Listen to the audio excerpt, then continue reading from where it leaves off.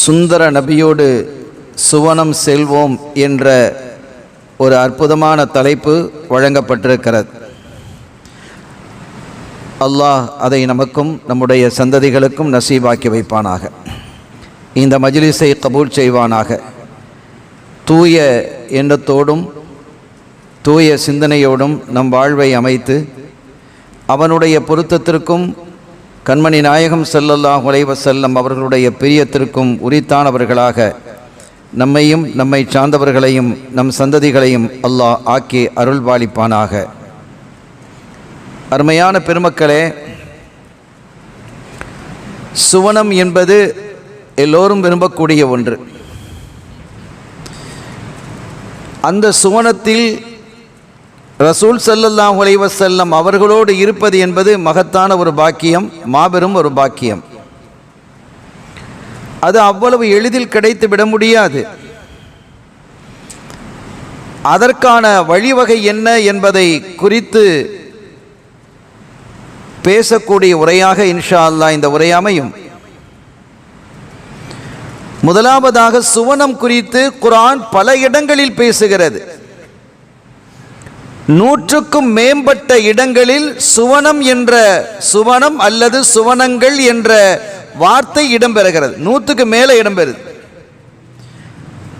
அவ்வளவு அழகு, அவ்வளவு சிறப்பு, அவ்வளவு மகத்துவம், அங்கே இருக்கக்கூடிய காட்சிகளை பற்றியெல்லாம் குர்ஆன் வர்ணிக்கிறது. இதை குறித்து அருள் நபி ஸல்லல்லாஹு அலைஹி வஸல்லம் அவர்கள் சொல்லும் பொழுது, மாலா ஐனுன் ராத் வலா உதுனுன் சமிஅத் வலா ஹதர அலா கல்பி பஷர், எந்த கண்ணும் பார்த்திராத, எந்த காதும் கேட்டிராத, எந்த கற்பனையாலும் சிறைபிடித்து விட முடியாத ஒரு அற்புதம் தான் சொர்க்கம் அப்படின்னாங்க.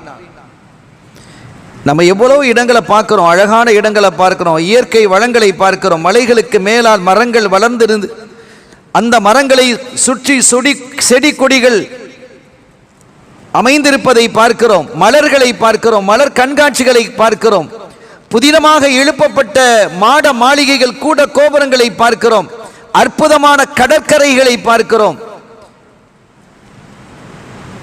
நீல வானில் வெண்ணிலா தவழ்ந்து வரக்கூடிய அந்த அழகு காட்சியை பார்க்கிறோம். இப்படி எத்தனையோ அழகுகள், நம்மை பிரமிக்க வைக்கக்கூடிய அழகுகளை பார்க்கிறோம். மனிதர்களில், ஆண்களில், பெண்களில், குழந்தைகளில் அற்புதமான தோற்றத்தை உடையவர்களை பார்க்கிறோம். என்ன அழகு என்று நாம் சொல்லுகிறோம். ஆனால் நம்ம எவ்வளவுதான் பேசினாலும், எவ்வளவுதான் பார்த்தாலும், சுவனத்தை பார்த்து விட்டால் இதெல்லாம் நத்திங், ஒன்றும் இல்லைன்னு ஆயிடும். அவ்வளவு அழகாக அல்லாஹ் அதை வைத்திருக்கிறான். அல்லாஹ் நமக்கு அதை நசீபாக்குவானாக. மாலா ஐனுன் ராத் வலா உதுனுன் சமிஅத், எந்த காதும் கேட்டிராத அந்த வர்ணரை கேட்டிருக்க முடியாது. ஒரு ஆளை பத்தி நாம பேசணும். அவர் எப்படிப்பட்டவர் தெரியுமா?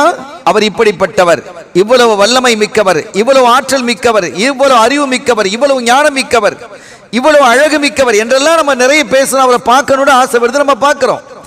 அல்லது அவரை பற்றி நிறைய கேள்விப்படுகிறோம்.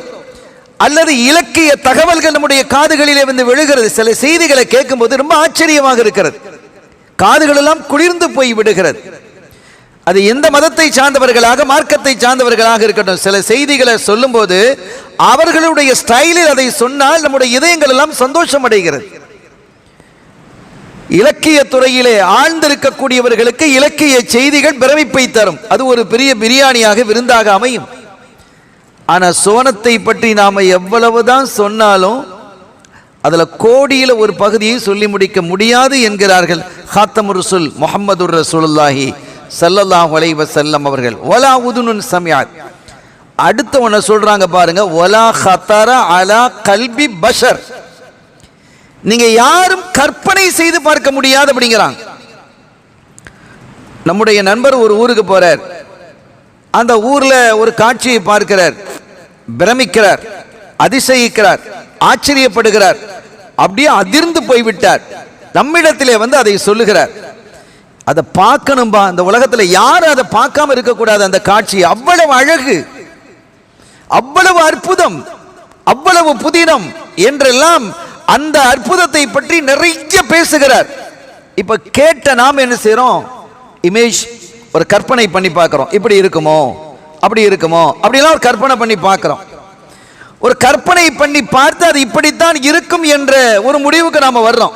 ஒரு கற்பனையில் அவர் சொன்னதை வச்சு நம்ம இப்படிலாம் ஒரு கற்பனை பண்ணிக்கிட்டு நம்ம என்ன செய்யறோம், நமக்கு ஒரு வாய்ப்பு கிடைக்கிறது, அந்த இடத்துக்கு நம்ம போகிறோம்.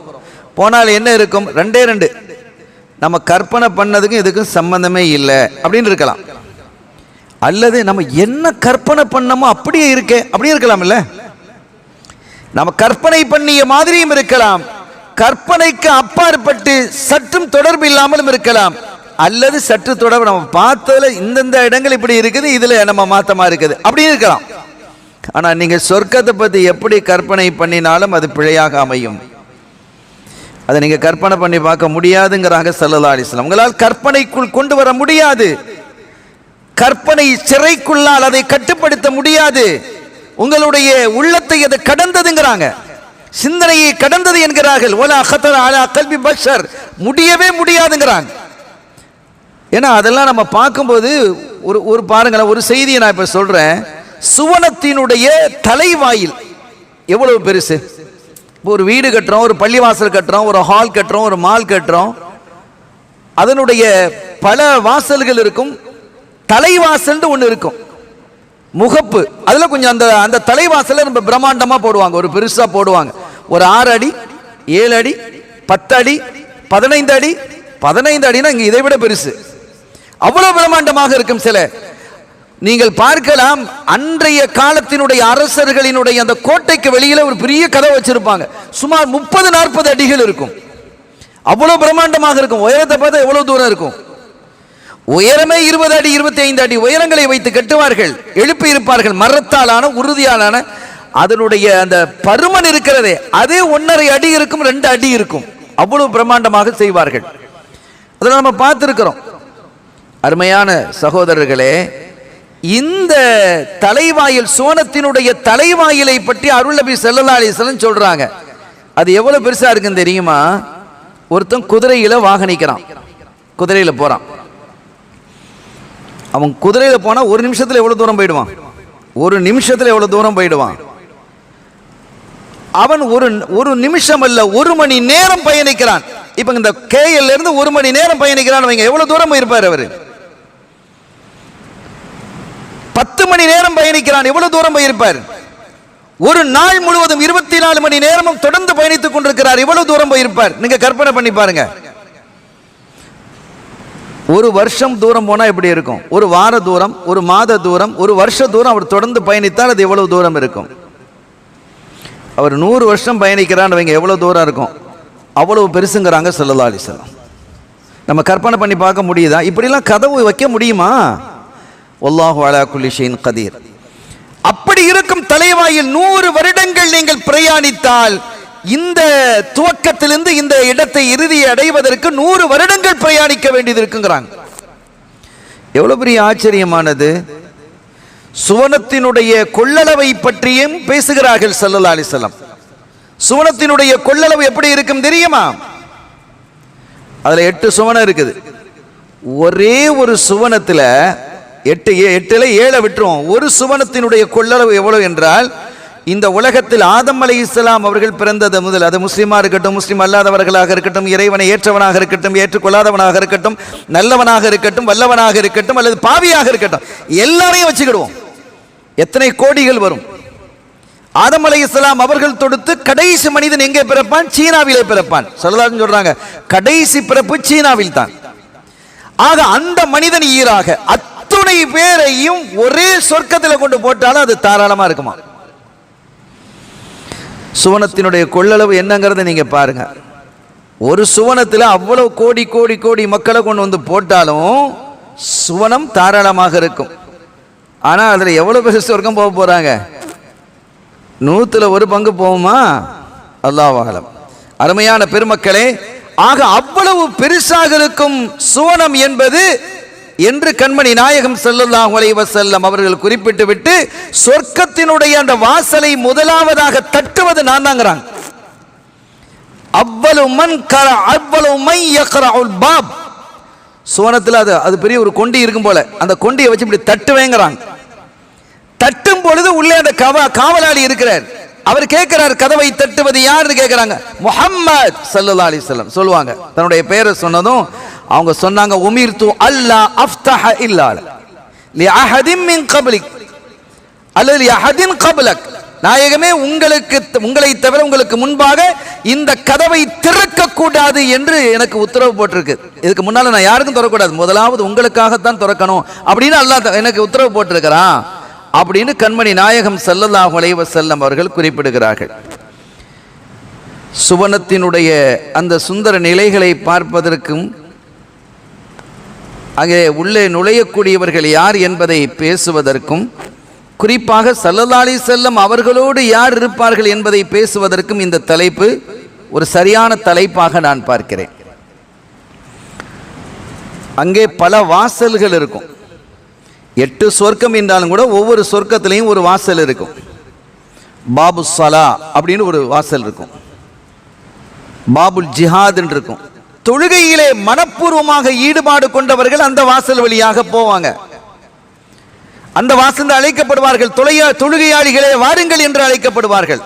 பாபு சதக்கான் இருக்கும். தான தர்மங்களை அள்ளி அள்ளி கொடுத்தாங்களே, அவங்க அங்கிருந்து என்ன செய்யப்படும், அழைக்கப்படும். சதக்காவினுடைய வாசல் இருந்து தர்மவாசிகளே வாருங்கள் அப்படின்னு அழைக்கப்படும். பாபுல் ஜிஹாத் என்று இருக்கும். பாபு ரையான் இருக்கும், அது நோன்பாளிகள். இப்படி ஒவ்வொரு வாசல்கள் இருக்கும். அப்ப அந்த இடத்துல ஸல்லல்லாஹு அலைஹி வஸல்லம் இதை பத்திலாம் சொல்றாங்க. யார் அதிகமாக இப்போ நோன்பு நோக்கக்கூடியவங்க தொழாமே இருக்க போகிறாங்க, தொழுவாங்க. ஆனால் அவங்க நோன்புல தனி ஒரு எஷ்கு இருக்கும், இன்ட்ரெஸ்ட் இருந்திருக்கும். சுன்னத்தான நோன்புகளை நிறைய பிடிச்சிருப்பாங்க. வியாழக்கிழமை திங்கக்கிழமை நோன்பு வைக்கக்கூடியவங்களாக இருப்பாங்க. ஐயாமுல் பீர் 13, 14, 15 இந்த 3 நாட்கள் நோன்பு நோக்கக்கூடியவர்கள், இப்படி சுன்னத்தான நோன்புகளை பேணக்கூடியவர்களாக, அதில் ரொம்ப விருப்பம் உள்ளவர்களாக, ஒரு ஐஷ்கு உள்ளவங்களாக இருப்பாங்க. மற்ற அதுக்காக தொழுகையை தொழாமே இருக்க போகிறாங்க, எல்லா இபாதத்தும் செய்வாங்க. இதில் கூடுதல் பிரியம் இருக்கு அவங்களுக்கு. அந்த மாதிரி ஆட்களை சாயிமுன் ரையானுக்கு நீங்க உள்ளவா, ரையான் வழியாவான்னு அழைக்கப்படும். சில பேர் நோம்பலாம் வைப்பாங்க, ஆனா தொழுகைன்னு சொன்னா ரொம்ப ஈடுபாடா இருப்பாங்க. அதுல கண் குளிர்ச்சின்னு சொன்னாங்க ஸல்லல்லாஹு அலைஹி வஸல்லம். தொழுகையில் என்னுடைய கண் குளிர்ச்சி இருக்கிறது என்று. அந்த கண் குளிர்ச்சியை அவர்கள் தொழுகையிலே பெறுவார்கள்.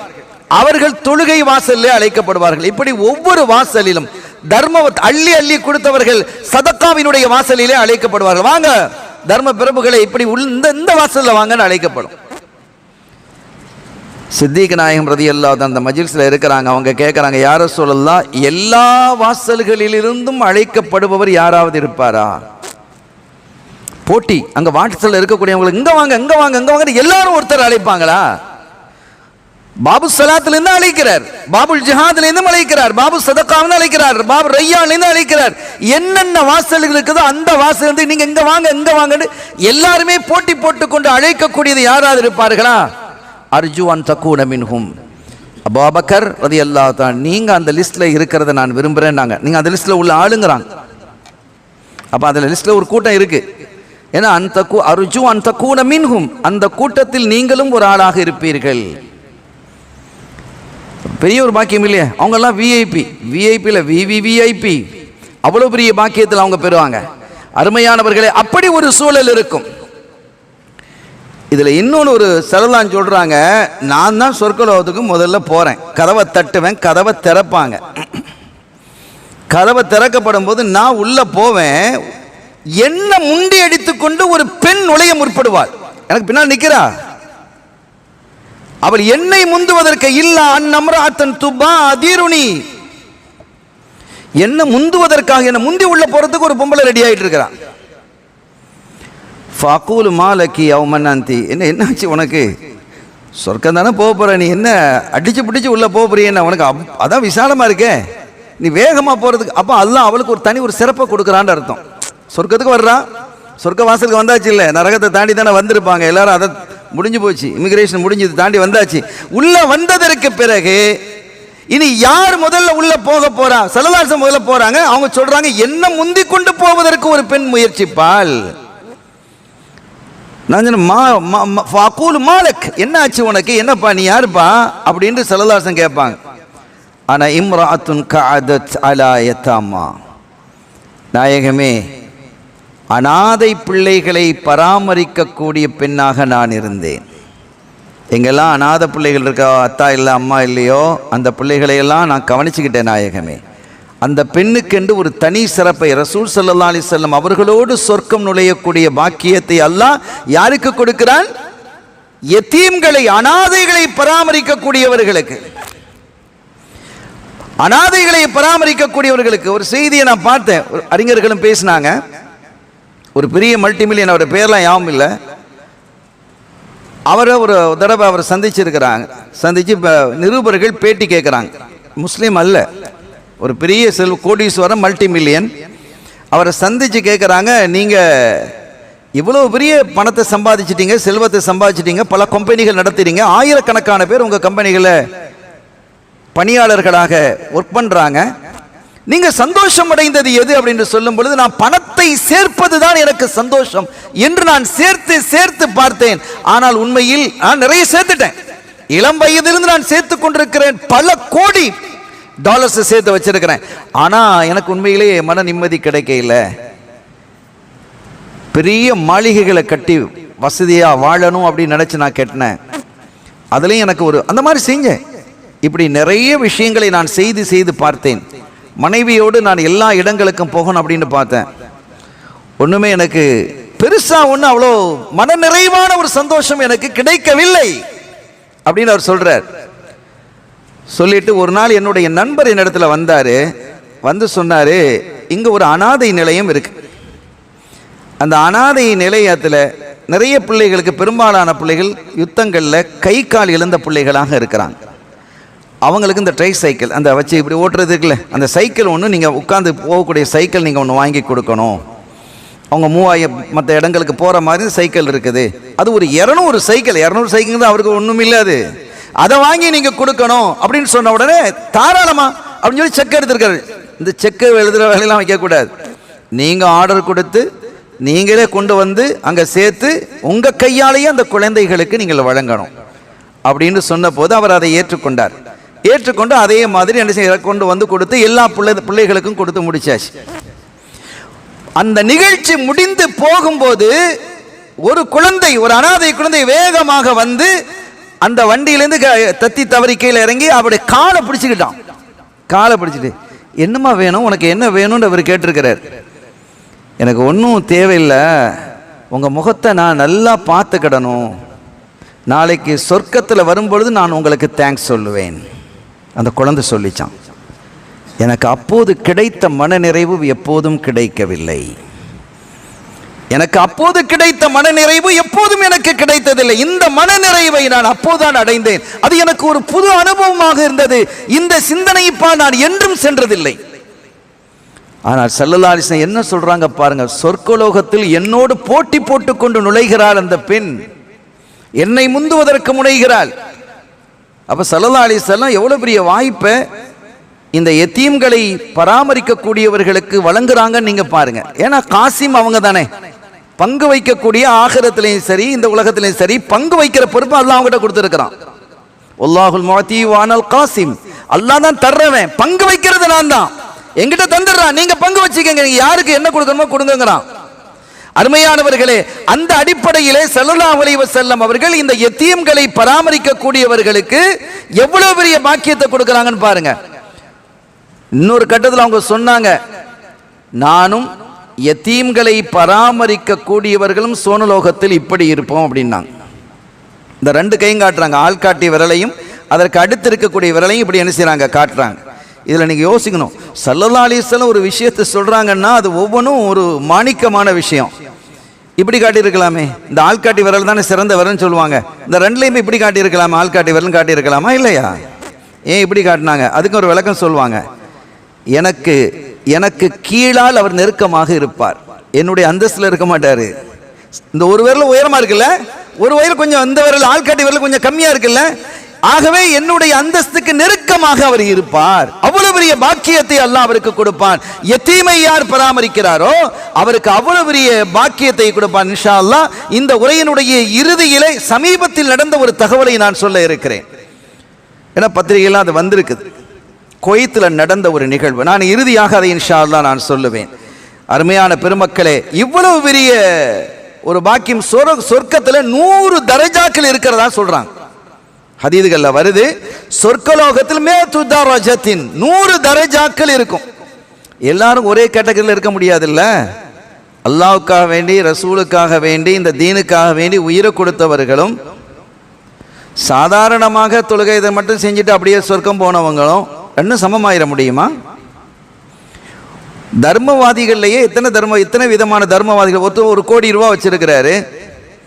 1 கோடி ரூபா வச்சிருக்கும் போது ஒரு தர்மம் செய்கிறாரு, 10 லட்சம் ரூபா தர்மம் செய்கிறாரு. இன்னொருத்தர் என்ன செய்கிறாரு, 1 கோடி ரூபா வச்சிருக்கிறாரு, அவர் 1 லட்சம் ரூபா தர்மம் செய்கிறாரு. இன்னொருத்தரும் 1 கோடி ரூபா வச்சிருக்கிறாரு, அவர் 1000 ரூபா தர்மம் செய்கிறாரு. எல்லாம் ஒன்றா? ஒன்றும் இல்லை. தர்மம் செய்த அந்த வாசலில் நுழைந்தவர்களே கூட பல கேட்டகரியில் வித்தியாசமாக இருப்பாங்க. 100 தரஜாக்கள், ஒவ்வொரு தரஜாக்களுக்குள்ளும் பல தரஜாக்கள் இருக்கும், அந்தஸ்து இருக்கும், கேட்டகரிஸ் இருக்கும். ஒவ்வொரு தரஜாக்கும் இடையிலே உள்ள தூரம் எவ்வளவு தெரியுமா? ஹதீதுகளில் வருது. தரஜாக்களிலே இருக்கக்கூடிய அந்த கேட்டகரிக்கும் இந்த கேட்டகரிக்கும் இடையிலே உள்ள தூரம் எவ்வளவாக இருக்கும் தெரியுமா? இங்கிருந்து நம்ம நட்சத்திரத்தை பார்க்குறோமா இல்லையாவா? இங்கிருந்து பூமியில் நட்சத்திரத்தை பார்க்குறோமே, அவ்வளோ தூரம் இருக்குங்கிறாங்க ஸல்லல்லாஹு அலைஹி வஸல்லம். ஆனால் பெருசாக இயக்கங்கள் இருக்காது, அந்த கல்பில் வலி இருக்காது. நம்ம அப்படியெல்லாம் போயிட்டோமே, அதையெல்லாம் அல்லாஹ் தஆலா என்ன செய்வான், சொர்க்கத்துக்குள்ளே நுழையும் போது அதை வழி எடுத்துருவான். என்ன தரப்படுதோ அதை புரிந்து கொள்ளக்கூடிய மனப்பக்குவம் அங்கே இருக்கும். வலி என்பது ஒரே ஒரு இடத்தில் மட்டுமே இருக்குங்கிறாங்க பெருமக்கள் சூஃபியாக்கள். ஒரே ஒரு இடத்தில் மட்டும் அவர்களுக்கு வலிக்கும். சொர்க்கலோகத்திலே இருக்கக்கூடியவர்களுக்கு எந்த கஷ்டமும் இல்லை என்ப லாசாப், எந்த கஷ்டமோ துன்பமோ வேதனையோ மன உளைச்சலோ எதுவுமே இருக்காது. ஏன்? அவர்கள் சிறுநீர் கழிக்க மாட்டார்கள், மலம் கழிக்க மாட்டார்கள், எச்சில் துப்ப மாட்டார்கள், மூக்கை சீர மாட்டார்கள். இந்த உடலில் இருந்து என்ன அசுத்தங்கள் இருக்கிறதோ அல்லது அருவருப்பானவை வெளியாகிறதோ அது எதுவுமே அங்கே வெளியாகாது. வியர்வை மட்டும் வரும். அந்த வியர்வையும் மனமானதாக இருக்கும், வாசமாக இருக்கும். இந்த காலத்தில் வியர்வை அப்படி இருக்காதுல்ல. வியர்வை வந்து அதுதான் பள்ளி வாசலுக்கு வரும்போது, குறிப்பாக வெள்ளிக்கிழமையெல்லாம் வரும்போது குளித்து நல்லா என்ன செய்யணும், அத்தரை பூசிட்டு வாங்கங்கிறாங்க. ஏன்னா அடுத்தவர்களுக்கு அது டிஸ்டர்பாக இருக்கக்கூடாது. உடலிருந்து வரக்கூடிய இந்த வியர்வை வாடை உழைப்பினுடைய அடையாளம், அது வேறு விஷயம். அது அடுத்தவர்களுக்கு முகத்தை சுளிப்பது போன்று இருக்கக்கூடாது. பள்ளி வாசலில் வந்தால் இறை சிந்தனையோடு இருக்கணும். அப்போ மனமாக இருக்கணுங்கிறாங்க. பள்ளி வாசலில் புகார் போடுங்க, சுன்னத்து. அது புகை போடுவது என்பது சுன்னத்து. நம்ம ஹரம்லாம் பார்க்குறோமா இல்லையா, சட்டியை வச்சுட்டு அப்படியே சுற்றுறாங்க. அருமையான பெருமக்களே, எனவே அங்கே எந்த கஷ்டமும் இருக்காது, எந்த வேதனையோ மன உளைச்சலோ சங்கடமோ பிரச்சனையோ எதுவும் இல்லாத வாழக்கூடிய ஒரு இடம்தான் சுவனம். மனநிறைவாக வாழக்கூடிய ஒரே ஒரு இடத்தில் மட்டும் வலிக்கும். அது என்னங்கிறது தொடர்ல நம்ம பேசுவோம். கண்ணியத்திற்குரிய பெருமக்களே, ஒரு கட்டத்தில் மூசா அலைஹிஸ்ஸலாம் சொல்றாங்க, யா அல்லாஹ், சொர்க்கலோகத்தில் எத்தனையோ தரஜாக்கள் இருக்குது, அதில் ஆக குறைஞ்ச தரஜா எது அப்படின்னு கேட்குறாங்க. அக்பிர்னி அன் அத்னல் ஜன்னா, சுவனலோகத்திலேயே ஆக குறைந்த தரஜா எது? இதை விட ஒன்றும் இல்லை, ஆக குறைஞ்சது இதுதான் கடைசி. அது என்னது அப்படின்னு கேட்கும்போது அல்லாஹ் சொன்னா, அப்படி ஒரு தரஜா இருக்கு. ஒருத்தன் வருவான், அவன் என்ன செய்வான், சொர்க்கலோகத்து, அவன் தான் கடைசியாக சொர்க்கம் போகிறவன். சொர்க்கலோகத்துக்கு போ அப்படின்னு சொன்ன அனுப்புனதுக்கு பிறகு முன்னால் நிறைய செய்திகள் வருது. பல செய்திகள் நம்ம சொல்லணுங்கிறதுனால நான் அதை சுருக்குகிறேன். அருமையானவர்களை, சொர்க்கலோகத்துக்குள்ள அவன் உள்ள போன உடனே அங்கே அதீதில் எழுதுறாங்க, அவர்கள் தங்களுடைய இடங்களை எடுத்துக்கொண்டு அவங்க இடத்துல இருக்கிறாங்க. அப்போ இவன் சொன்னா, யா அல்லாஹ், அவங்கெல்லாம் நேரத்தோட வந்து எல்லாரும் அவங்கவுங்க இடத்துல எடுத்து உட்கார்ந்துருக்கிறாங்களே, நான் எங்கே போக? அல்லாஹ் சொன்னானா, உலகத்தையே ஆண்ட அரசன், உலகத்தையே முழுவதுமாக ஆண்டான் இல்லையா? 4 பேர் ஆண்டு இருக்கிறாங்க. உலகத்தையே ஆண்ட அரசர்கள் உண்டா இல்லையா? ஆமாம் ரப்பி, நாம் ரப்பி. அவன் எவ்வளவு தூரம் ஆட்சி செய்தானோ அதே மாதிரி உனக்கு தரட்டுமா? பொருந்திக்கிடுவியா? அந்த மாதிரி தந்தா உனக்கு பொருத்தம் தானா, ஓகே தானா அப்படின்னு அல்லாஹ் கேட்குறான். உலக அளவுக்கா? ஓகே சரி அப்படிங்கிறான். அதை மாதிரி 2 மடங்கு தந்தா எப்படி இருக்கும்? சரி, அதே மாதிரி 10 மடங்கு கொடுப்பதாக. சொர்க்கலோகத்தில் எவ்வளவு பெரிய இடங்கள் இருக்கிறது. அந்த சொர்க்கலோகத்தினுடைய இடங்கள் எவ்வளவு அற்புதமானது, ஆச்சரியமானது என்பதை குர்ஆனும் ஹதீஸும் விரித்து பேசும். அருமையான பெருமக்களே, அவ்வளவு இன்ன ஃபில் ஜன்னத்தி லகுரஃபன் யுரா லுஹூருஹா மின் புத்தூனிஹா வ புத்தூனுஹா மின் துஹூரிஹா. ஸல்லல்லாஹு சொல்றாங்க, அற்புதமான சில அறைகள் இருக்குது. அந்த அறைகளிலிருந்து உள்ள இருந்து வெளியில பார்க்கலாம், வெளியில இருந்தும் உள்ள பார்க்கலாம், உள்ள இருந்தும் வெளியில பார்க்கலாம், வெளியில இருந்தும் உள்ள பார்க்கலாம். சில பொழுது அவங்க நினைச்சா வெளியிலிருந்து உள்ள பார்க்க முடியாது. இப்படி எல்லாம் சில அற்புதமான காட்சிகள் இருக்கும். அந்த அறைகளினுடைய அற்புதம் இருக்குது, ரொம்ப அற்புதமாக இருக்கும், அழகாக இருக்கும். அதை வார்த்தைகளால் வர்ணிக்க முடியாது. அவ்வளோ ஆச்சரியமான அந்த கட்டிடம் அப்படிங்கிறாங்க ஸல்லல்லாஹு அலைஹி வஸல்லம். அப்போ அங்கே இருந்த ஃபக்காம் ஆராபியன் கிராமவாசி கேட்டார், அவருக்கு அது பிடிச்சிருச்சு.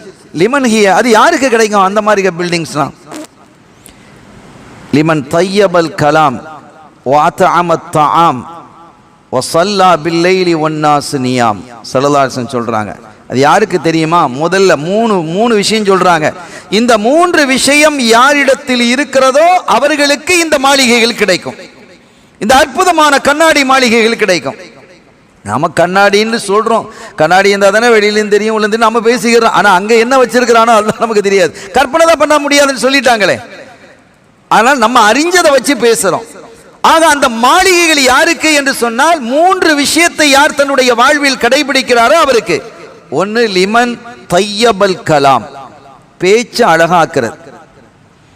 அவன்கிட்ட போய் பேச முடியுமாப்பா அப்படின்னா அவனுக்கு அந்த லிஸ்ட்டில் கிடையாது, அதுக்கு வர முடியாது. அந்த மாளிகைக்கு இவர் போக மாட்டார். அவன்கிட்ட போய் யாருப்பா பேசுவா? வள்ளுன்னு பாஞ்சிருவான், பிராண்டி எடுத்துருவான் அப்படின்னு மக்கள் பேசுகிறாங்கன்னு சொன்னால் அந்த லிஸ்ட்டுக்கு அவர் வரமாட்டார். இந்த விஷயம் போய் அவர்கிட்ட பேசணுமே, தாராளமாக பேசலாம், அதுக்குரிய ஆள் அவர். அவருக்கு பிடிக்குதோ இல்லையோ ஒருபோதும் என்ன செய்ய மாட்டார், கோவப்பட்டோ அசிங்கப்படுத்தியோ அனுப்ப மாட்டார். அதில் அவருக்கு அந்த விஷயத்தில் அவர் என்ன செய்யலாம், உடன்பாடாக இருக்கலாம் அல்லது முரண்பாடாக இருக்கலாம், அது வேற விஷயம். ஆனால் தைரியமாக அவர்கிட்ட பேசலாம்.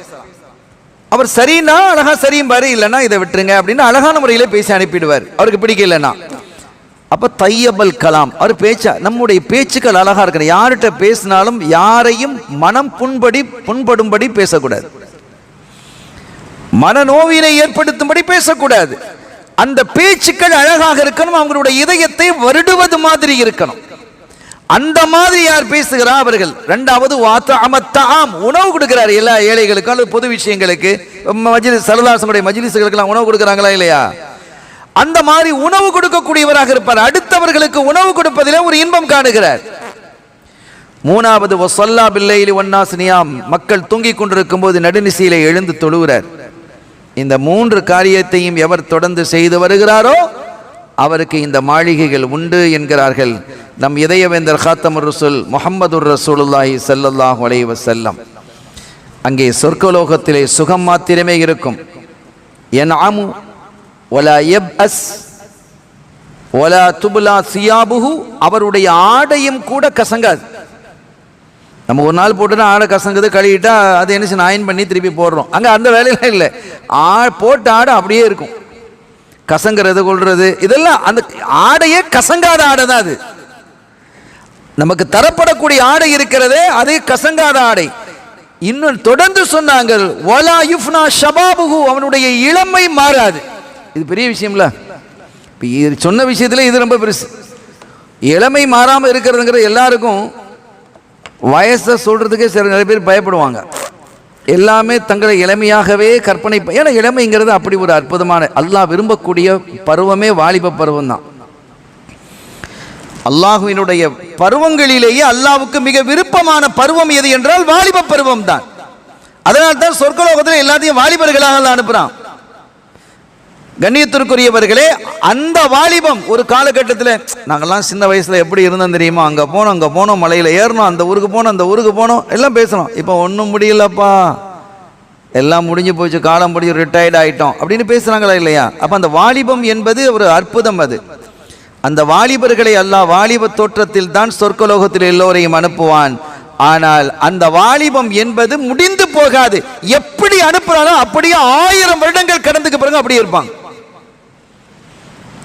சில பேர் இந்த உலகத்திலும் இருக்கிறாங்க, பார்க்குறோம். 10 வருஷத்துக்கு பிறகு காலத்தையும் பார்த்த பிறகு என்னப்பா நீ அப்படியே இருக்கிறியே அப்படின்னு சில, அது அல்லாஹ் கொடுக்கக்கூடிய ஒரு நியாமத்து. அது அபூர்வமாக சில பேரை பார்க்குறோம். சில பேருக்கு கேட்போம், இவருக்கு ஒரு 45 வயசு இருக்குமா? என்னப்பா 45 வயசு இருக்குன்னு கேட்குறீங்க, உங்களுக்கு 45 வயசு இருக்குமா? என்ன உனக்கு என்ன வயசு? எனக்கு 40 வயசு. உங்கள் அத்தாக்கு என்ன வயசு? அவருக்கு 65 வயசு. உங்கள் அத்தாக்கு 2 வயசு நான் மூப்புங்கிறார். அப்படி பார்த்துருக்கிறோமா இல்லையா? அதான் சில பேருக்கு அப்படி கொடுக்கக்கூடிய ஒரு நியாமத். ஏன் கண்மணி ஸல்லல்லாஹு அலைஹி வஸல்லம் எடுத்துக்கங்களேன். ஸல்லல்லாஹு அலைஹி வஸல்லம் அவர்கள் மக்காலிருந்து மதீனாவிற்கு ஹிஜ்ரத்து போறாங்க. குபால உட்கார்ந்து இருக்கிறாங்க. ரசூலுல்லாஹ்வை பார்க்காத பல பேர் வர்றாங்க அங்க.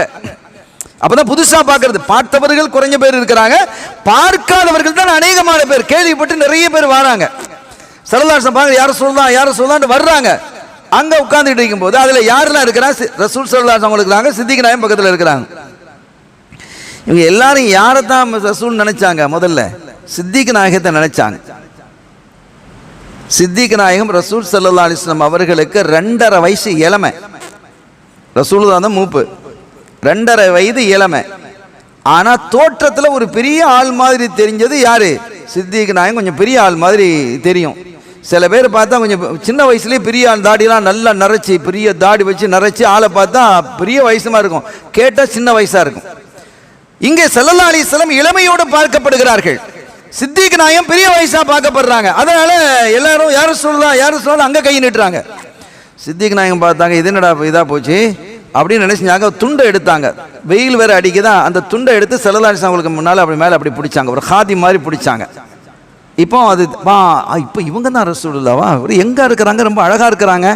அவங்க அல்லாஹ்வின் தூதர்னு சொன்னா ஒரு பெரிய தாடியெல்லாம், பழுத்த தாடி வச்சு அப்படி பெரிய ஏதோ ஜுப்பாலாம் போட்டு அப்படி இப்போ நினைச்சுக்கிட்டாங்க சில மக்கள். ஆனால் ஸல்லல்லாஹு அலைஹி வஸல்லம் அவர்கள் அப்படி ஒரு அழகு, அப்படி ஒரு தோற்றம். அல்லாஹ் அவர்களை காணும் பாக்கியத்தை நமக்கு தருவானாக. பெரிய பாக்கியம். உலகத்தில் நீங்க பாருங்க, எங்கேயாவது அவங்கள பார்க்கணும், அந்த தலைவரை பார்க்கணும், இவ்வளவு கனவுல பார்க்கணும் யாராவது வேண்டாங்களா? ஸல்லல்லாஹு அலைஹி வஸல்லம் தவிர எத்தனை கோடி மக்கள் ஏங்கி கிடக்கிறார்கள். அது ஒரு தனி ஒரு விஷயம். அது அல்லாஹ் அப்படி வச்சிருக்கிறான். ஸல்லல்லாஹு அலைஹி வஸல்லம் அவர்களை கனவுல பார்க்கணும் அப்படிங்கிறதுல ரொம்ப ஆச்சரியமாக இருக்கிறாங்க. இமாம் பூஸரி ரஹ்மத்துல்லாஹி அலைஹி அவங்களுடைய புர்தால 8வது கனி நாம் சரா தைஃப்னு ஒரு பைத்து வருது. அதுக்கு அந்த புர்தால இந்த வந்ததாலோட அந்த செய்தி நான் சொல்லிட்டு போறேன். இமாம் பாஜூரி ரஹ்மத்துல்லாஹி அலைஹி புர்தாவுக்கு விளக்கம் எழுதக்கூடிய இமாம் பாஜூரி ரஹ்மத்துல்லாஹி அலைஹி சொல்றாங்க, யார் இந்த 8வது கன்னி, புர்தாவில் இருக்கக்கூடிய 8வது கன்னியை ராத்திரியில படுக்கும் போது அவர் என்ன செய்யணும்? அவர் ஓதுறதெல்லாம் ஓதி முடிச்சதுக்கு பின்னால வளமையா ஓதக்கூடிய இருக்கும் இல்லையா, இந்த நாம்சரா தைஃபுமன், நான் அதை படித்து காட்டுகிறேன். அந்த பைத்தை தொடர்ந்து படித்துக்கொண்டே அப்படியே தூங்கிடணும். இது ஒவ்வொரு நாள் அப்படி செய்யணும்.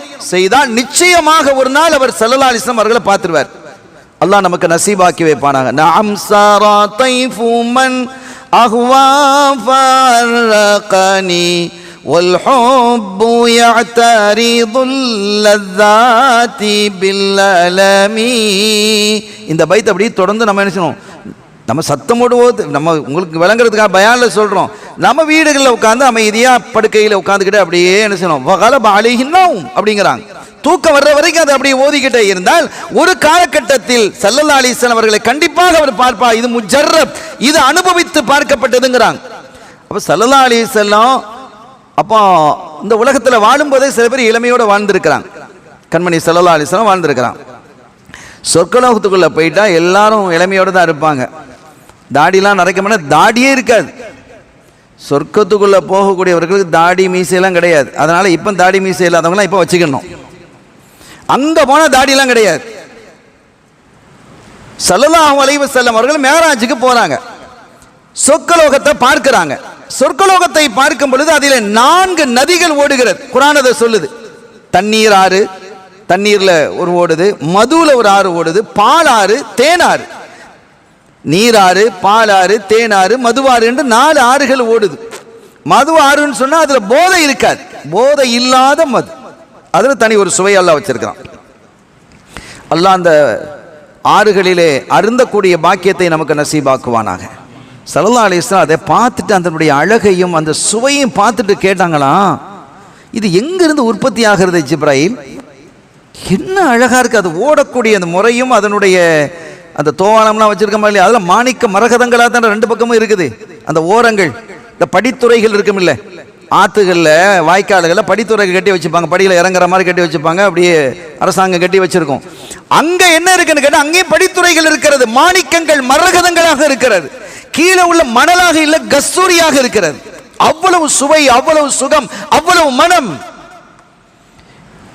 அப்ப கேட்டாங்களா, இது என்ன அழகு, என்ன அற்புதம், என்ன சுவை, என்ன மனம், இது எங்கிருந்து உற்பத்தி ஆகிறதுன்னு கேட்டாங்களா. அப்போ அவங்க ஜிப்ரீல் சொன்னாங்க, யார் சொல்லலாம் எனக்கு தெரியாது, நான் படைக்கப்பட்ட காலத்திலேருந்து எனக்கு நினைவுள்ள காலத்துலேருந்து இதை பார்த்துக்கிட்டு இருக்கேன், ஓடிக்கிட்டு தான் இருக்குது, எங்கேருந்து வருதுன்னு தெரியாது. அப்போ அந்த நேரத்தில் ஒரு மலக்கு வந்தாங்களாம்.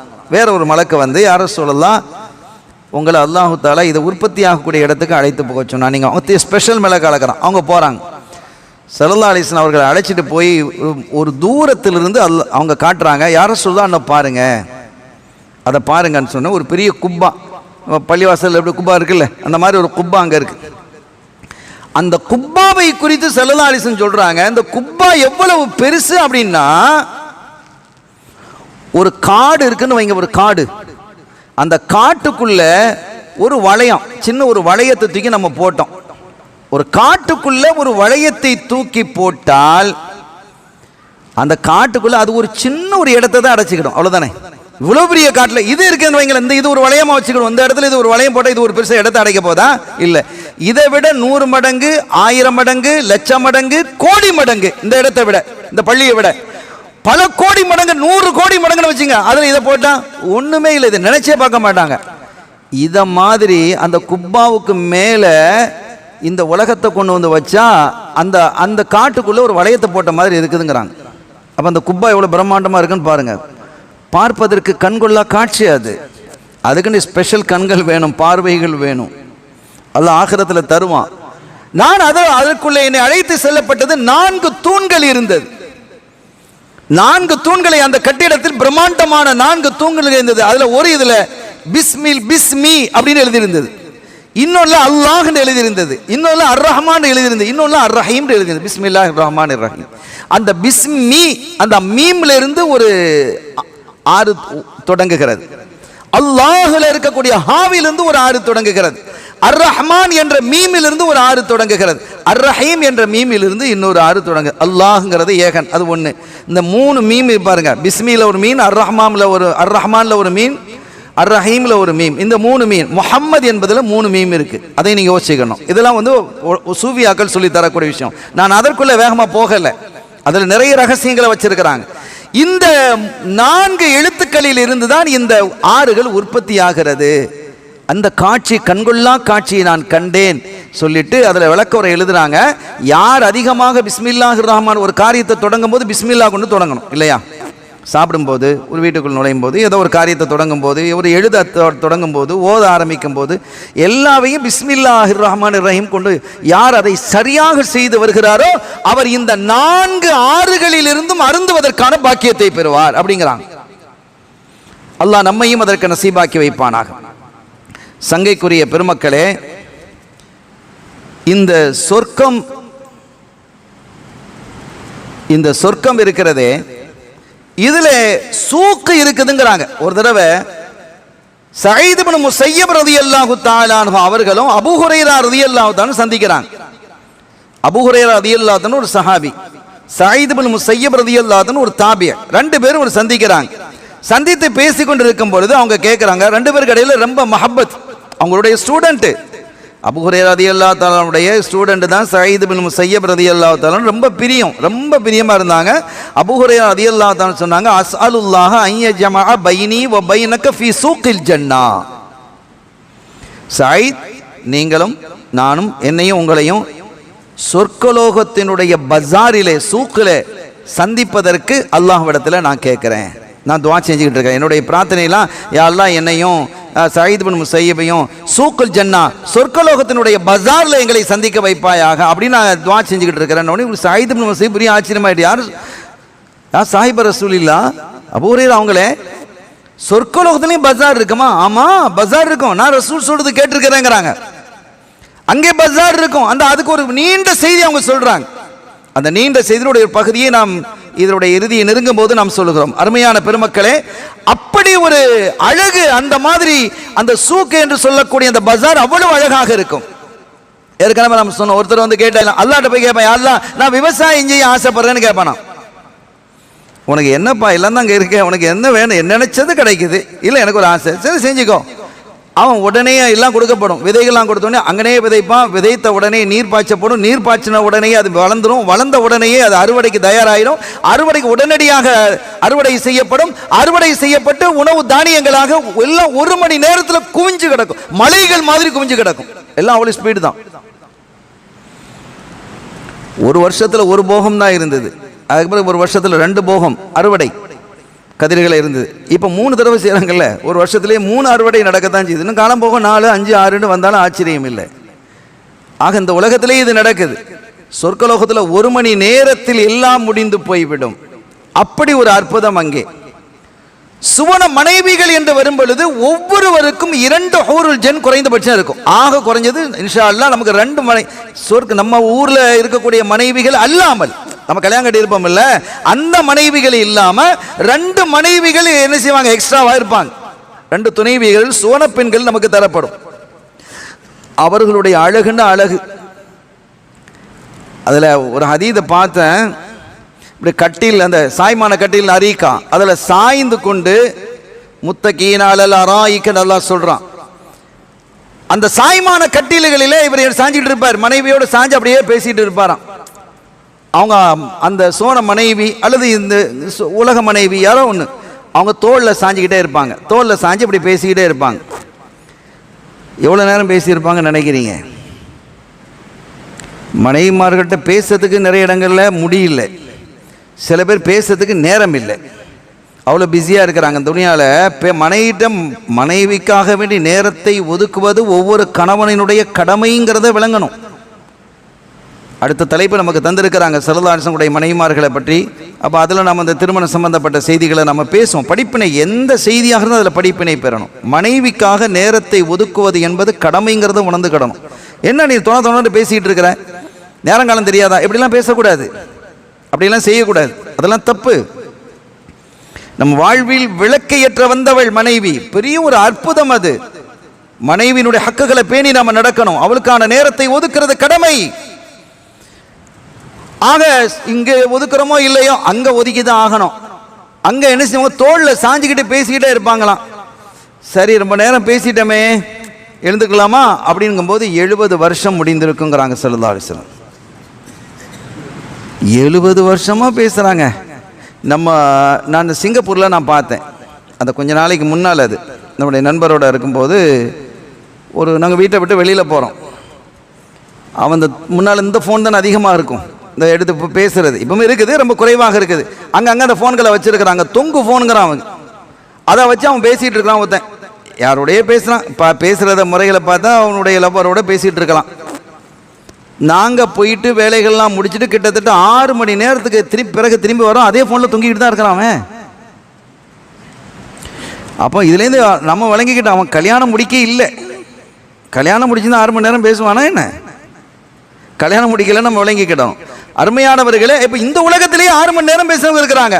சொர்க்கலோகத்தில் அது இன்பமாகவே இருக்கும். பேச்சு என்பது அப்படி ஒரு இன்பம். பசிக்குதான், பசிச்சா இடையில வந்திருக்கும், அவங்களுக்கு பசியெல்லாம் ஒன்று இருக்காது, நினைச்சா சாப்பிட்றது தானே. சொர்க்கலோகத்தில் பசிக்கிறதுலாம் ஒன்றும் கிடையாது, பசிக்கு கிடையாது, ருசிக்கு சாப்பிட்றது மட்டும்தான். அவர் சாப்பிட்டுக்கிட்டே இருக்கலாம், எவ்வளோ வேணாலும் சாப்பிடலாம். மூச்சு முட்டுதுப்பா இதுக்கு மேலே சாப்பிட முடியாது, அதுவும் கிடையாது. பசிக்குதுப்பா சாப்பிடணும், அதுவும் கிடையாது. நம்ம ஃப்ரீயாக இருப்போம், நினைச்சா சாப்பிடணும், விருப்பம் வேண்டாம் சாப்பிடணும். இன்னும் ஒரு கட்டத்தில் சொல்லலான்னு சொல்கிறாங்க, ஒரு பறவை, அழகான பறவை பறந்து போகும் சொர்க்கலோகத்தில். பறவை பறந்து போகுது, சார் இந்த பறவையை பொறிச்சு தின்னா நல்லா இருக்குமே அப்படின்னு இவர் நினைச்சா போதும், அது தந்தூரியாக கீழே விழுந்துடும். அது பொறிக்கப்பட்டே கீழே விழுந்துருங்கிறாங்க. இப்போ நம்ம ஸ்டைலில் சொல்கிறதா இருந்தால் அது தந்தூரி. இப்போ அதுதானே பெரிய ட்ரேடாக இருக்குது. அப்போ அது தந்தூரியாக கீழே வந்து விழுந்துரும், பொறிக்கப்பட்டதாக மஷ்வியாக வந்து விழுந்துருங்கிறாங்க ஸல்லல்லாஹு அலைஹி வஸல்லம்.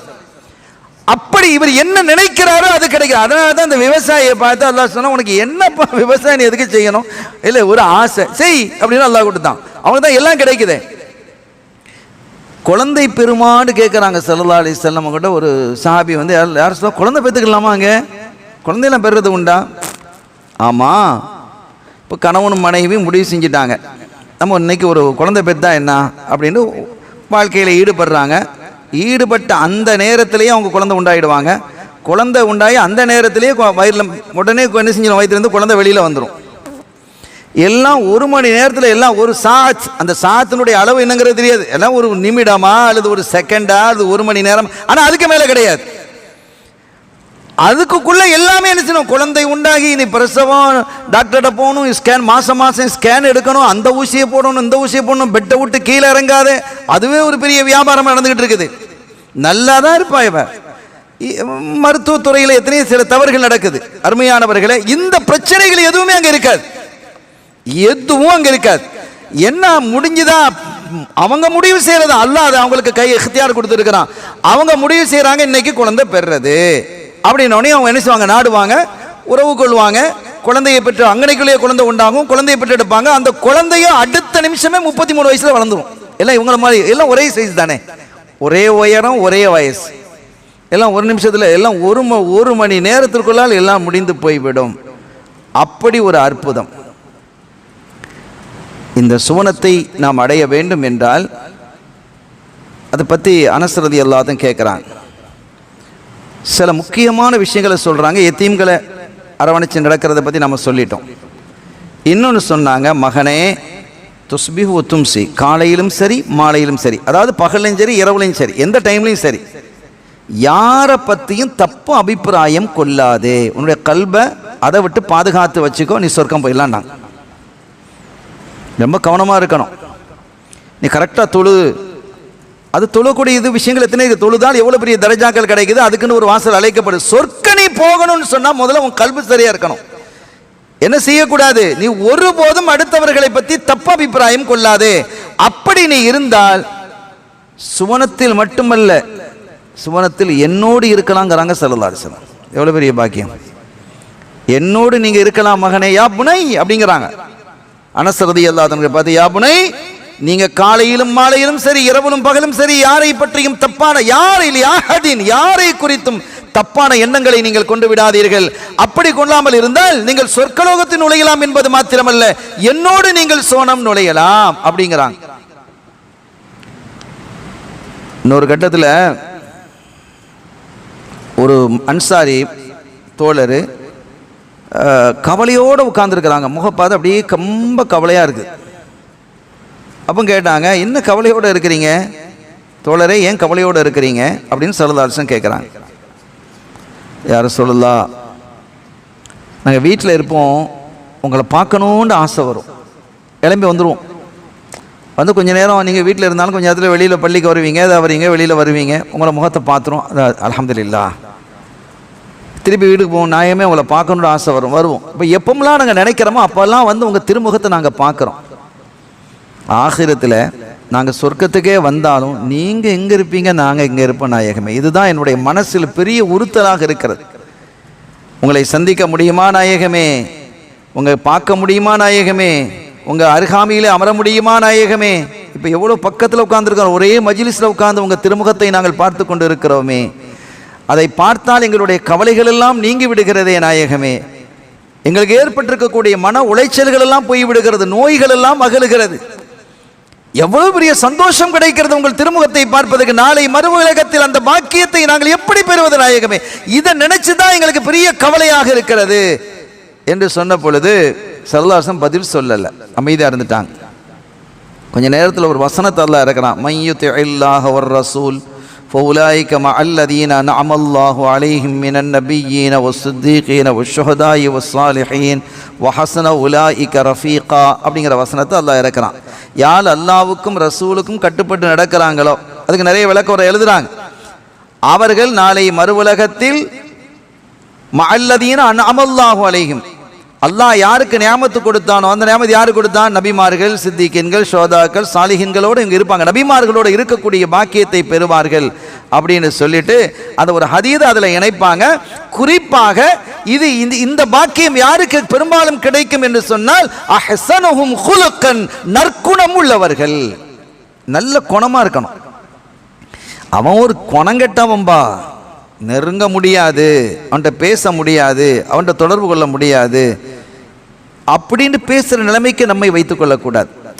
ஹுஸ்னுல் குலுக், அழகிய குணம் என்பதுதான் மகத்தான பாக்கியமானது. ஆக நற்குணம் உள்ளவர்கள் சொர்க்கலோகத்திலே மிக எளிதாக நுழைய முடியும். யத்தீம்களை பராமரிப்பவர்கள் மிக எளிதிலே நுழைய முடியும். தான தர்மங்களை அள்ளி வழங்கக்கூடியவர்கள் நுழைய முடியும் என்பதை எல்லாம் இங்கே பார்க்கிறோம்.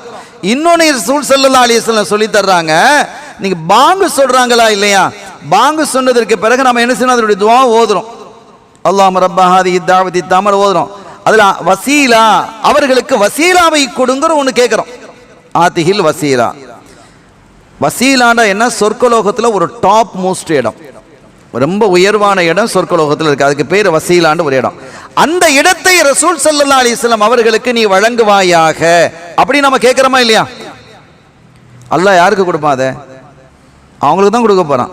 அவங்களுக்கு இருப்பதிலேயே மிக உயர்வான இடத்தை ரசூல் ஸல்லல்லாஹு அலைஹி வஸல்லம் அவர்களை விட்டுட்டு வேற யாருக்காவது அல்லாஹ் கொடுப்பானா? அது கொடுக்க போறது இல்லை, அது அவங்களுக்கு தான் உரித்தானவர்கள். ஸல்லல்லாஹு அலைஹி வஸல்லம் அப்படி இருந்தும் கூட வஅத்தஹு அல்லாஹ் வாக்களிக்கவும் செய்யறான். நீங்க அதை எனக்கு கிடைக்குமாறு நீங்கள் கேளுங்கன்னு அல்லாஹ் சொல்றான். ஸல்லல்லாஹு அலைஹி வஸல்லம் சொல்லி தர்றாங்க. நீங்க அந்த துஆவுல அந்த வசீலா என்ற அற்புதமான இடத்தை எனக்கு தருவதற்காக அல்லாஹ்விடத்தில் நீங்க பிரார்த்திங்க அப்படின்னு என்ன செய்றாங்க, ஸல்லல்லாஹு அலைஹி வஸல்லம் சொல்றாங்க. நம்ம பிரார்த்தித்து நாம துஆ செஞ்சு அல்லாஹ் அவங்களுக்கு கொடுக்கணுமா? இது எதை மாதிரி இருக்குன்னா, இந்த முல்லா நஸ்ருத்தீன் ஒரு யுத்தத்துக்கு போனார்.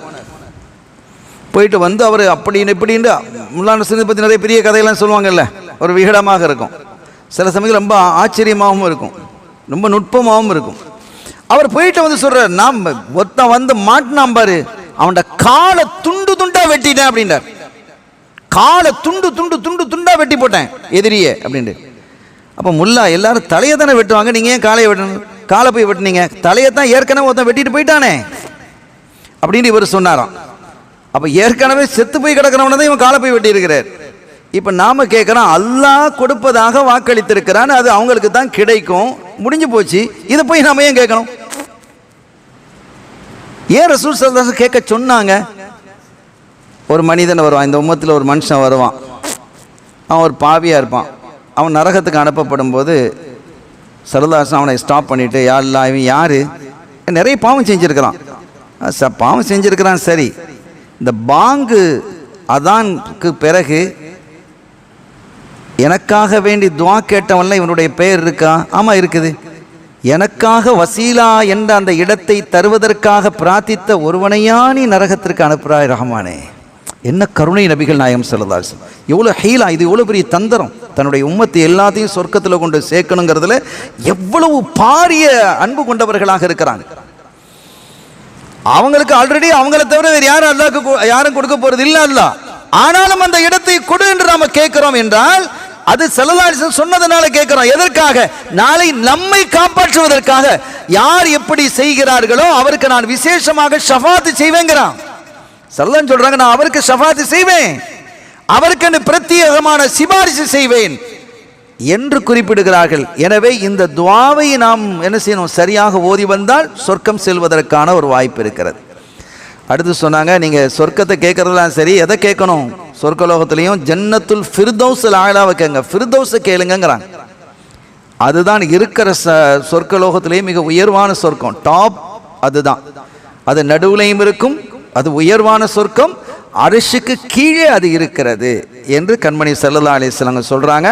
அந்த சொர்க்கலோகத்தை கேட்கணும் அப்படிங்கிறதையும் ரெண்டாவது இன்னொன்று சொல்றாங்க, இன்னல்லாஹ பனா பியதிஹி, அந்த ஃபிர்தௌஸை தன்னுடைய கையினாலேயே உருவாக்கினான், அல்லாஹ் தன் கரத்தாலேயே உருவாக்கினான் என்றும் என்ன செய்யறாங்க, சொல்லி காட்டுறாங்க.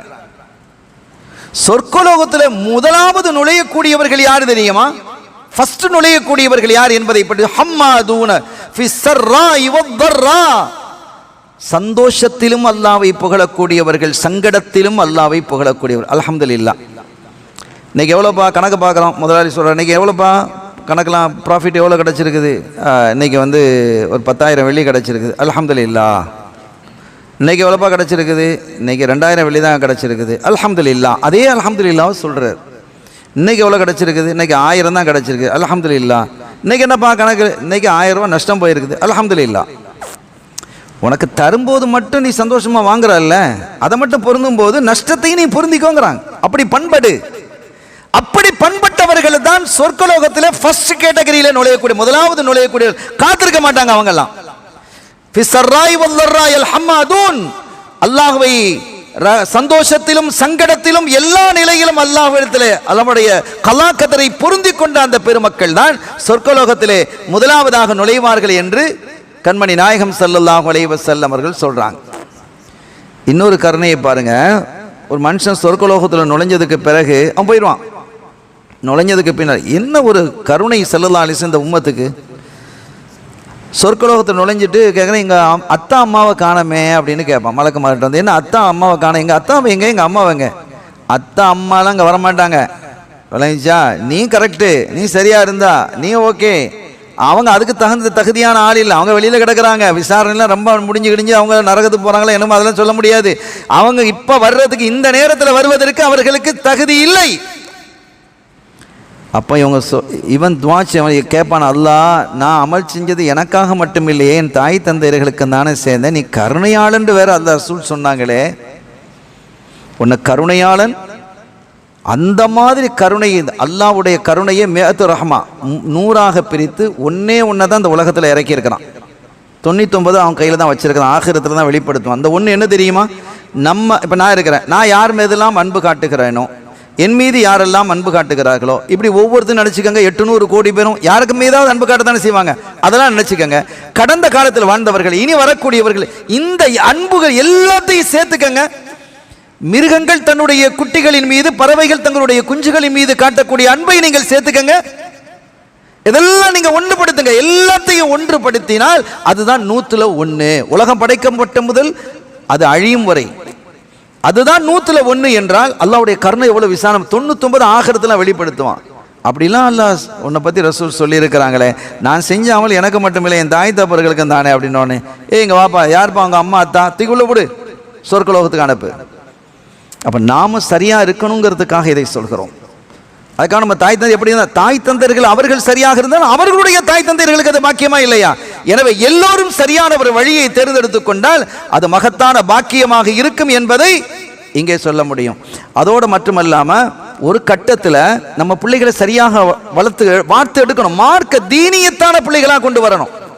ஒரு மனுஷன் கேட்குறான், யா அல்லாஹ், சரி ஏதோ நல்ல காரியம் நான் செய்யத்தான் செஞ்சேன், ஆனால் எனக்கு இவ்வளோ பெரிய இடத்தை தந்திருக்கிறாய், இவ்வளோ பெரிய விசேஷமாக தந்திருக்கிறாய், என்னை இவ்வளோ கௌரவப்படுத்துகிறாய், ஏன் ரஹ்மானே?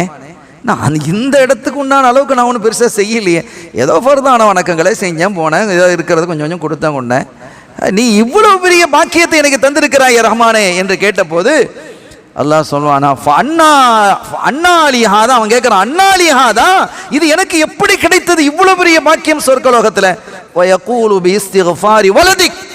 உன் புள்ள உனக்காக கேட்ட இஸ்திகஃபார், யாரெல்லாம் என் பாப்பா எங்கள் அத்தாவை மன்னிச்சிடு, எங்கள் அம்மாவை மன்னிச்சிடு அப்படின்னு கேட்ட உனக்காக உன் புள்ள கேட்ட துவா, உனக்காக அவன் செய்த தர்மங்கள், உன்னை நினைத்து அவன் கொடுத்த அவன் செய்த நற்காரியங்கள், அந்த ஒன்றுக்காக உனக்கு அல்லாஹ் நான் என்ன செஞ்சு எவ்வளவு பெரிய பாக்கியம் தந்திருக்கிறாங்கிறான். அப்ப நம்ம பிள்ளைகளை நம்ம சரியாக வளர்க்கணும், தீனோட வளர்க்கணும், மார்க்கம் சார்ந்த பிள்ளைகளாக நாம் வளர்க்கணும். அருமையான பெருமக்களே,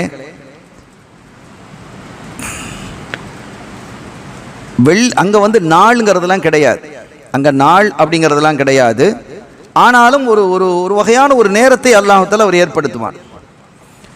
அது ஒரு வெள்ளிக்கிழமை மாதிரியான நேரம் அப்படின்னா அதில் ஹதீதுகளில் வருது. மக்கள் அழைக்கப்பட்டு எப்படி அழைக்கப்படுவாங்கன்னு கேட்டால், சொர்க்கவாதிகள் எல்லாரும் அங்கே திரண்டுருவாங்க. அது ஒரு பெரிய திடல். அப்போ கோடான கோடி மக்கள் இருக்கிற மாதிரி எப்படி இருக்கும்? அந்த ஸ்டேடியம், இந்த ஸ்டேடியம் அத்தனை பேர் உட்காரலாம், 10,000 பேர் உட்காரலாம். இது பல 10,000 கோடி 10,000 கோடி 10,000 கோடியாக இருப்பாங்க. அவ்வளோ பேர் அங்கே உட்கார்ந்துருப்பாங்க. அப்படி உட்கார்ந்துருக்கும் போது அது எப்படி இருக்கும் என்பதை குறித்து கண்மணி நாயகம் ஸல்லல்லாஹு சொல்றாங்க, முத்துக்களால் 100ஆலான ஒளியினாலான சேர்கள் போடப்பட்டிருக்கும். அதுக்கு அடுத்த கேட்டகரி முத்துக்களாலான, அதுக்கு அடுத்தது மாணிக்கத்தாலான, அதுக்கு அடுத்து தங்கத்தாலான, அதுக்கு அடுத்து வெள்ளியினாலான, இப்படி சேர்களை சுத்தி போடப்பட்டிருக்கும். அதெல்லாம் வந்து அவங்களுடைய தகுதிக்கு தகுந்தவாறு, தரஜாவுக்கு தகுந்தவாறு என்ன செஞ்சிருப்பாங்க, வந்து உட்கார்ந்துருப்பாங்க. வந்து உட்கார்ந்த உடனே அந்த நடுவில் வந்து அப்படி மணல் குவியல் இருக்கும். அந்த ஸ்டேடியத்தினுடைய நடுவில் மணல் குவியல், மணல் குவியல் அல்ல, அது அவ்வளவும் கஸ்தூரி வாசம் வீசிக்கிட்டு இருக்கும். திடீரென்று ஒரு காற்று ஒன்று வீசும். திடீரென்று ஒரு காற்று வீசும். அவங்களுடைய அந்த காற்று வீசின உடனே உடலிலே தனி ஒரு சக்தியும் வல்லமையும் பிறக்கும். மனசுல ஒரு சந்தோஷம், ஏற்கனவே மன சந்தோஷத்தில் இருக்கிறாங்க, மன நிறைவில் இருக்கிறாங்க. இப்போ அது சொல்ல முடியாத ஒரு இன்பம். அந்த நேரத்தில் தான் ரப்புல் ஆலமீன் அல்லாஹ் ஜல்ல ஷானஹு வ தஆலா எல்லாருக்கும் காட்சி தருவான். அந்த லிகாவுல்லாஹ், அல்லாஹ்வை தரிசிக்கக்கூடிய காட்சி அது ஒரு பெரிய ஒரு நிகழ்வாகத்தான் அது நடக்கும். அப்படி எல்லாரும் சுஜூதில் விழுவாங்க. யா ரப்பி யா ரப்பி, அந்த அழகுண்டா அப்படி ஒரு அழகு. அந்த அழகு அல்லாஹ் எதுலையும் வைக்கல, யார்லையும் வைக்கல, எங்கேயும் வைக்கல. அப்படி ஒரு அழகு. அவங்களாம் சொல்லுவாங்களா, இறைவா யா ரப்பி யா ரப்பின்னு கதறுவாங்க. உங்களுக்கு என்ன வேணும்?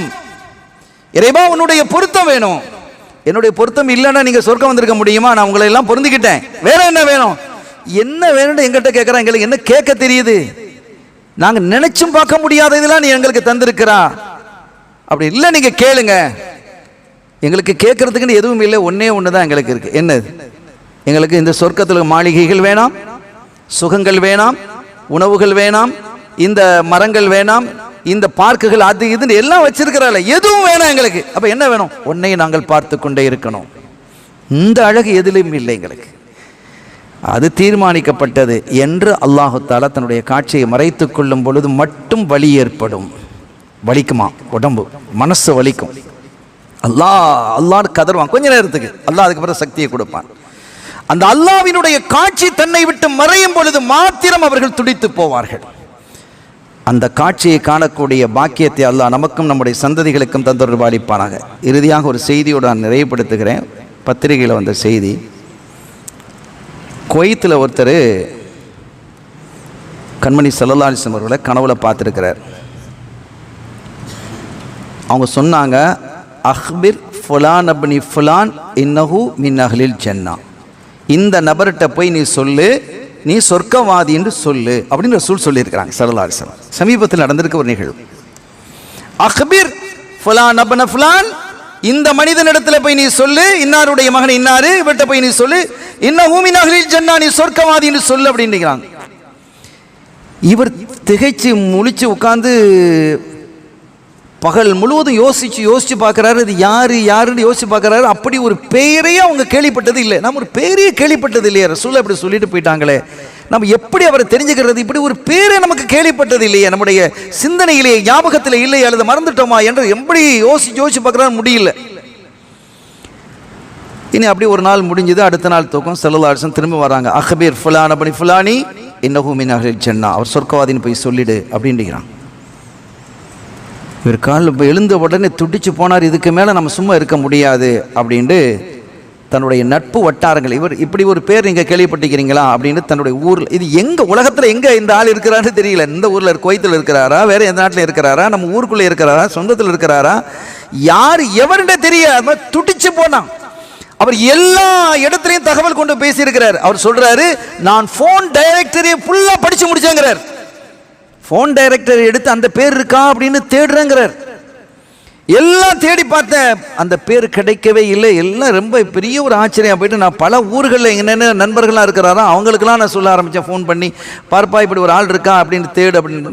எந்த தகவலும் கிடைக்கல. இப்படி சில நாட்கள் போயிடுச்சு. போன பிறகு மூன்றாவது ஸல்லல்லாஹு அலைஹி வஸல்லம் வர்றாங்க. அஹ்பிர் ஃபுலான் இப்னில் ஃபுலானி இன்னஹு மின் அஹ்லில் ஜன்னா, அவர் சொர்க்கவாதி நீங்கள் அறிவிச்சிருங்க என்று சொல்லிட்டு, அவர் ரியாதில் இன்ன அட்ரஸில் வசிக்கிறார் அப்படின்னு அட்ரஸையும் சொல்லிட்டு போயிட்டாங்க ஸல்லல்லாஹு அலைஹி வஸல்லம். அப்போ முதல்ல 2 நாள் சொல்லலை, 2 கனவுல அவங்க சொல்லலை. ஆனால் 3 நாள் கிடைக்கக்கூடிய பாக்கியம் இவருக்கு பார்க்கக்கூடிய பெரிய பாக்கியம். அது சரி, நம்ம அந்த கனவை பற்றி பேசும்போது சொல்லணும். ஸல்லல்லாஹு அலைஹி வஸல்லம் கனவுல பார்க்குற பாக்கியத்தை பற்றி பேசும்போது இவர் என்ன செஞ்சுக்கிறார், உடனடியாக புறப்பட்டு அந்த ஊருக்கு போய் அதை விசாரிச்சு எடுத்து அந்த இடத்துக்கு, அந்த வீட்டுக்கு கரெக்டாக போயிட்டார். ஏன்னா அட்ரஸ் கரெக்டாக கொடுத்துட்டாங்களே, ஸல்லல்லாஹு அலைஹி வஸல்லம் தந்திருக்கிறாங்க அட்ரஸ். அந்த வீட்டில் போய் கதவை தட்டி இருக்கிறாரு. ஒரு மனுஷன் கதவை திறக்கிறாரு. அந்த மனிதரை பற்றி வந்து ரஜுலுல் ஆதி, ஒரு சாதாரணமான ஒரு மனிதர் வந்து கதவை திறக்கிறாரு. ஒரு பெரிய தோற்றம், கம்பீரம் அப்படிலாம் ஒன்றும் இல்லை. ஒரு சாதாரணமான ஒரு நார்மல் மனுஷன் வந்து கதவை திறக்கிறார். நான் அவர்கிட்ட கேட்டேன், இந்த நபர் யாரு அப்படின்னு கேட்குறேன். ஆனால் நான் தான். எனக்கு அப்படியே உடம்புலாம் ஆடிடுச்சு. ஆனால் நான் தான் அப்படிங்கிறார். உள்ளே வாங்க, உள்ளே வந்து பேசுங்களேன் அப்படின்னு உள்ளே உட்காந்துருக்கேன். அப்போ நான் உள்ளே உட்காந்து, என்ன விஷயமா வந்தீங்க? எங்கன்னா குவைத்திலேருந்து வர்றேன். என்ன விஷயம்? கண்மணி ஸல்லல்லாஹு அலைஹி வஸல்லம் அவர்கள் 3 நாள் கனவிலே வந்து நீங்கள் சொர்க்கவாதி போய் சொல்லிடுன்னு சொன்னாங்க, உங்கள் பேரை சொல்லி அப்படின்னு சொன்னதும் அப்படியே அவர் அழுதுட்டார். அப்படியே நடுங்கி அழுதார். அல்லாஹும் அத்தூபு இலைக் மின் குல்லிதம், நான் எல்லா பாவத்தை விட்டு முன்னிடத்திலே தௌபா செய்கிறேன். அந்த இடத்துல தௌபா தான் செய்கிறார் அவர். அப்படி சொல்றார், அவர் தௌபா செய்தார், அப்படி அழுது துடிச்சு போனார். அப்போ ரொம்ப நேரத்துக்கு அவர் அப்படியே அழ விட்டுட்டு கொஞ்சம் நேரம் கழித்ததுக்கு பிறகு இவர் கேட்டிருக்கிறாரு, இதனுடைய சிறு என்ன, ரகசியம் என்ன, நான் தெரிஞ்சுக்கிடலாமா? ஏன் இப்படி ரசூல் ஸல்லல்லாஹு அலைஹி வஸல்லம் நீங்கள் சொர்க்கவாதின்னு 3 தடவை என்று சொல்லிட்டு போயிட்டாங்களே, இது ஏதோ ஒன்று இருக்க போய் தானே அதை சொல்கிறாங்க, அது என்ன நான் தெரிஞ்சுக்கிடலாமா? ஏதோ ஒரு நல்ல விஷயம் உங்கள்கிட்ட இருக்குது, அதை சொல்லுங்களேன் அப்படிங்கும்போது அப்படியே தலையை கவிழ்ந்துட்டு ரொம்ப நேரம் கழித்து சொன்னார், நான் சொல்கிறேன், நீங்கள் இவ்வளோ தூரம் வந்திருக்கிறீங்க, ஆனால் ஒரு ஷரத், என் பெயரை நீங்கள் யாரிடத்திலையும் உச்சரிக்கக்கூடாது, யாரிடத்துலையும் சொல்லக்கூடாது. அப்படின்னா அந்த தகவலை நான் உங்களுக்கு சொல்கிறேன். சரி. என் பக்கத்து வீட்டுக்காரர் ஒருத்தர் இருந்தார், நல்ல ஒரு மனுஷர். அவர் மௌத்தாயிட்டார். அவருக்கு மனைவி, மக்கள், குடும்பம் இருக்கு. அந்த குடும்பம் கஷ்டத்துலேயும் ரொம்ப பெரிய துன்பத்திலையும் அது இருக்குது. நான் அதை பார்த்து பக்கத்து வீட்டுக்காரர், அண்டை வீட்டுக்காரனா பராமரிக்கணும்னு சொல்லியிருக்கிறாங்களே அப்படின்னு, அவர் ரொம்ப கஷ்டத்தில் இருக்கிறாங்க. அவங்கள குழந்தைகள்லாம் இருக்குது, அந்த பெண்ணால் சமாளிக்க முடியல, ரொம்ப கஷ்டப்படுறாங்கன்னு தெரிஞ்சிருச்சு. நான் ஒரு கம்பெனியில் ஒர்க் பண்ணுறேன், ஒரு பணியாளராக தான் நான் இருக்கிறேன். ஒரு கம்பெனியில் நான் ஒர்க் பண்ணிக்கிட்டு இருக்கிறேன். எனக்கு அன்றிலிருந்து நான் என்ன செய்ய, எனக்கு வரக்கூடிய சேலரியை, நான் பெறக்கூடிய சேலரியை 2ஆக வைத்து என் குடும்பத்திற்கு பாதி, அந்த குடும்பத்திற்கு பாதி என்று நான் அந்த பாதி அங்கே கொடுக்குறேன். ஆனால் அந்த பணம் யார் தர்றாங்கிறது அவங்களுக்கு தெரியாது. நான் அந்த மெத்தடில் கொடுக்குறேன், யாருக்கும் தெரியாது. இது ரகசியம். அல்லாவுக்கும் அல்லா ரசூலுக்கு எனக்கு இப்போ உங்களுக்கு தெரியுது. அந்த குடும்பத்திற்கு நான் கொடுக்குறேன். ஹத்தா ஜௌஜத்தி, என்னுடைய மனைவிக்கும் அது தெரியாது, என்னுடைய மனைவிக்கும் அது தெரியாது. நான் என்ன செய்கிறேன், அதை அப்படியே என்ன செஞ்சேன், அவங்களுக்கு சேர்ற மாதிரி எனக்கு கிடைக்கக்கூடிய ராத்திபத்திலிருந்து, அப்படியே சேலரியிலிருந்து பாதியை நான் அவர்களுக்கு அப்படியே நான் கொடுத்து விடுகிறேன். இது தான் நடந்திருக்குது, வேற ஒன்றும் பெருசாக நான் செய்யலை. ஸல்லல்லாஹு அலைஹி வஸல்லம் இதை கபூல் செஞ்சுருக்கிறாங்க, அல்லாஹ் இதை கபூல் செஞ்சுருக்கிறான் அப்படின்னு திரும்ப அழுதார். அருமையான பெருமக்களே, அண்டை வீட்டுக்காரனுடைய ஹக்குகளை நாம் பேணி நடந்தால் ஸல்லல்லாஹு அலைஹி வஸல்லம் அவர்களோடு இருக்கலாம். யதீம்களை பேணி நடந்தால் ஸல்லல்லாஹு அலைஹி வஸல்லம் அவர்களோடு இருக்கலாம். அடுத்தவர்களை பற்றி தப்பு அபிப்பிராயம் கொள்ளாமல் நம்முடைய இதயத்தை பரிசுத்தப்படுத்தி கொண்டிருந்தால் கண்மணி ஸல்லல்லாஹு அலைஹி வஸல்லம் அவர்களோடு இருக்கலாம் என்பதை இந்த செய்தியின் வழியாக எனக்கும் உங்களுக்கும் இந்த நற்போதனையை புகட்டி என்னுடைய வார்த்தைகளை நிறைவுபடுத்துகிறேன். எல்லாம் வல்ல ரப்புல் ஆலமீன் அல்லாஹும் அவனுடைய பேரருளை பெறுவோமாக, கண்மணி ஸல்லல்லாஹு அலைஹி வஸல்லமுடைய ஷஃபாத்தை பெறுவோமாக. இந்த மஜ்லிஸை வல்ல அல்லாஹ் கபூல் செய்வானாக. ஈருலக சௌபாக்கியங்களையும் எனக்கும் உங்களுக்கும் நம்மை சார்ந்தவர்களுக்கும் நம்முடைய சந்ததிகளுக்கும் தந்தருள் பாலித்து நம் இதயவேந்தர் ஹாத்தமுர் ரசூல் முஹம்மது ரசூலுல்லாஹி ஸல்லல்லாஹு அலைஹி வஸல்லம் அவர்களை கனவிலும் நனவிலும் பார்ப்பதற்கும் சோனலோகத்திலே அவர்களுடைய காலடியிலே அமர்ந்து எல்லாம் வல்ல அல்லாஹ்வினுடைய திருலிகா என்ற அற்புதமான காட்சியை காணுவதற்கான பாக்கியத்தையும் அல்லாஹ் நம் எல்லோருக்கும் வழங்குவானாக. பிஹக்கி ஹபீபிஹி ஸல்லல்லாஹு அலைஹி வஸல்லம். எல்லாம் வல்ல அல்லாஹ்வின் அருளையும் ஸல்லல்லாஹு அலைஹி வஸல்லம் ஷஃபாத்தையும் பெறுவோமாக. வ ஆகிர் தஅவானா அல்ஹம்துலில்லாஹி ரப்பில் ஆலமீன்.